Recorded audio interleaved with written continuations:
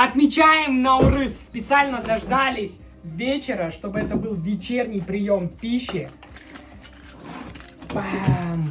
Вкуснятина у нас здесь. У нас здесь финики положили, водичку, кур и, конечно же, большая порция вкуснейшего бишбармака. Прямо сейчас мы его распакуем.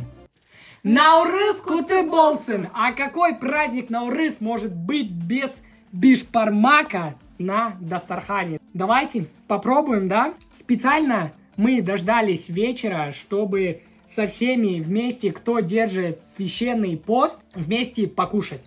Итак, приступим. Начну. Ты начнешь. Я начну с козы. А я начну с конины.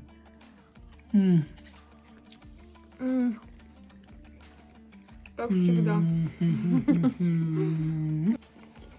Пожелайте нам приятного аппетита, друзья. И, кстати, 2 такие порции мы подарим вам.